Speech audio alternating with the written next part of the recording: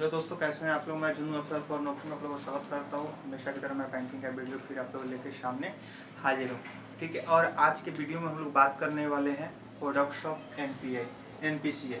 ठीक है, तो एनपीसीआई के प्रोडक्ट्स के बारे में हम लोग चर्चा करें उससे पहले मैं आप लोग को रोज़ की तरह याद दिला दूँ कि जो नए हैं वो सब्सक्राइब कर दें, अच्छा लगे तो लाइक करें और कैसा लगा ये कमेंट में हमें ज़रूर बताएं। ठीक है, और अपने दोस्तों में भी शेयर करें। ठीक है, चलिए अब बात करते हैं कि प्रोडक्ट्स ऑफ एनपीसीआई। ठीक है, तो यहाँ प्रोडक्ट्स होना चाहिए। चलिए, तो प्रोडक्ट्स ऑफ एनपीसीआई यानी कि national payment corporation of India के प्रोडक्ट्स कौन कौन से हैं। ठीक है, तो ऐसे तो बहुत सारे उसके प्रोडक्ट्स हैं, लेकिन इस पे हम 3 प्रोडक्ट्स की आज बात करेंगे। फर्स्ट प्रोडक्ट्स है भीम, सेकेंड है यूपीआई, ठीक है, और थर्ड है रुपए कार्ड। ठीक है, जिसको रुपए कहा जाता है। अब यहाँ हम लोग ये नहीं सोचे कि हम पहला एनपीसीआई का पहला प्रोडक्ट भीम ही है या सेकंड प्रोडक्ट यूपीआई ही है, थर्ड प्रोडक्ट रुपए है, ऐसा कुछ नहीं है। ठीक है, ये हम इसको सीरियली अपने हिसाब से इसको हम बनाए हुए हैं। चलिए, तो अब यहाँ हम लोग बात करेंगे कि भीम। फर्स्ट हम लोग बात करेंगे भीम। ठीक है, भीम की शुरुआत 2016 में हुई थी। इसका फुल फॉर्म होता है भारत इंटरफेस फॉर मनी। यह बहुत सारे एग्जाम का पार्ट बना हुआ है। ठीक है, और बहुत बार बैंक के एग्जाम में भी आता है। ठीक है, बैंक हो या एसएससी रेलवे, सब में इसका फुल फॉर्म पूछ लिया जाता है कि भाई भीम का फुल फॉर्म क्या होता है, तो भारत इंटरफेस फॉर मनी। और इसका नामकरण जो है आपको बाबा साहब भीमराव अंबेडकर जी के नाम पे इसको किया गया। इसका अनावरण हमारे माननीय प्रधानमंत्री जी ने किया था। ठीक है, अब बात करते हैं कि जो ये भीम है इसकी शुरुआत जो हुई थी वो 12 भाषाओं में हुई थी। ठीक है, 12 लैंग्वेज में हुई थी, हिंदी, इंग्लिश, मराठी, गुजराती, इस तरह से।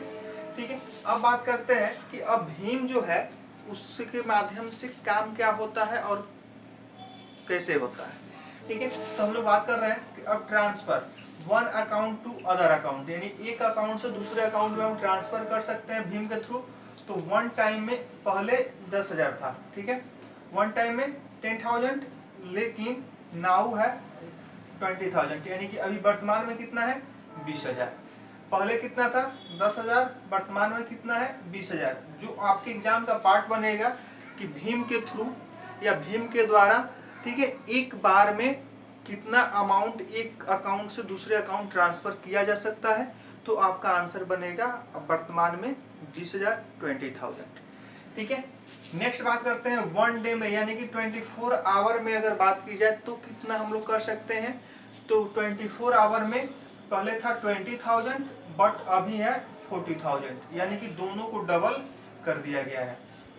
एक बार में 20,000 और एक दिन में एक अकाउंट से दूसरा अकाउंट 40,000। अब बात आती है कि ये तो भेजने की बात हो गई, ट्रांसफर करने की बात। मंगाने की लिमिट, तो मंगाने की कोई लिमिट नहीं है। इसके थ्रू आप कितना हो पैसा अकाउंट में अपने मंगा सकते हैं भीम के थ्रू। ठीक है, अब बात करते हैं कि यह काम कैसे करता है। तो वर्क ऑन VPA, यह VPA के बेस पे काम करता है, यानी कि वर्चुअल पेमेंट एड्रेस। इसके लिए प्रॉपर अकाउंट नंबर, पूरा नाम वगैरह की जरूरत नहीं होती है।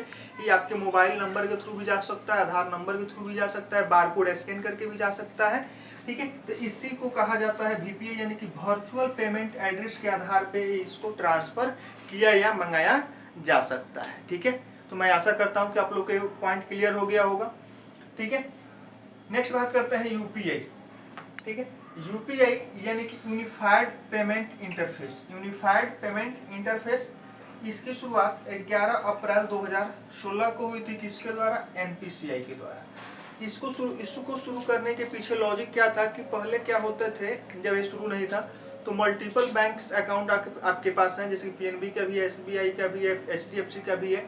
तो सबके आपको एप्लीकेशन रखने होते हैं, तो तब इसमें से उसमें ट्रांसफर होता था या जो भी होता था।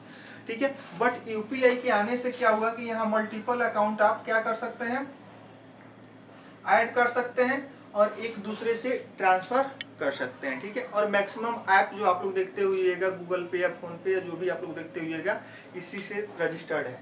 ठीक है, अब बात करते हैं कि यह 2016 में शुरू हुआ, किसके द्वारा शुरू हुआ, तो एनपीसीआई के द्वारा शुरू हुआ।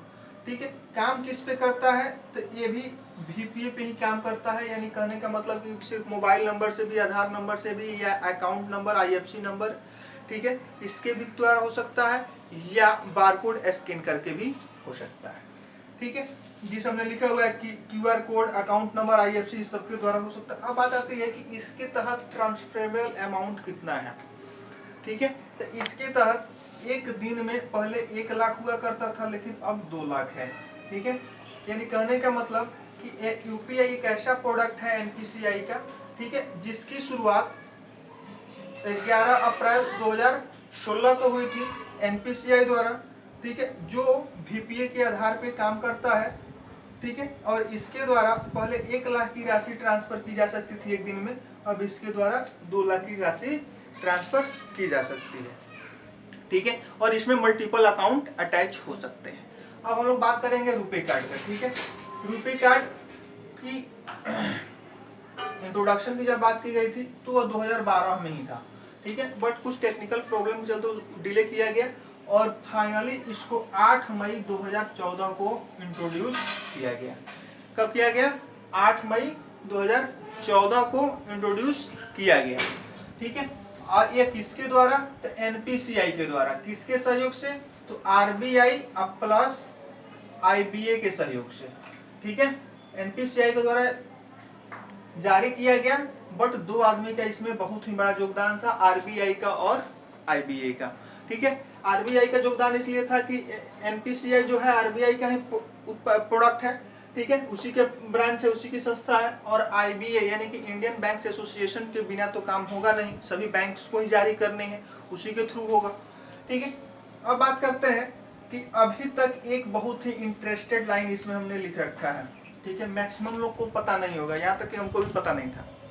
ठीक है, तो आज हमने इस पर रिसर्च किया, तो इसका टैग लाइन, अब आपसे अगर कोई पूछ दे कि रुपए कार्ड का टैग लाइन क्या है, तो आप लोग याद रखिएगा 1 लाइफ 1 रुपए, 1 लाइफ 1 रुपए, एक जीवन 1 रुपए कार्ड। ठीक है, अब यहाँ ये मत समझिएगा कि सर वो पूरा लाइफ टाइम थोड़े रहेगा, तो कार्ड है, प्लास्टिक कार्ड है, तो उसका तो वैलिडिटी खत्म होगा, फिर उसको नया मिलेगा। ठीक है, अब बात करते हैं कि इसका मार्केट्स तो इंडिया में जनरेट हुआ। और पहले देखिए, अब यहाँ बात समझने की कोशिश कीजिएगा कि पहले इंडिया में क्या होता था, मैक्सिमम विदेशी प्रोडक्ट्स यूज होते थे। ठीक है, जैसे कि हमने कल भी चर्चा किया था कि मास्टर कार्ड, वीजा कार्ड, ये सब क्या थे, विदेशी प्रोडक्ट थे और उसको हम लोग यूज करते थे।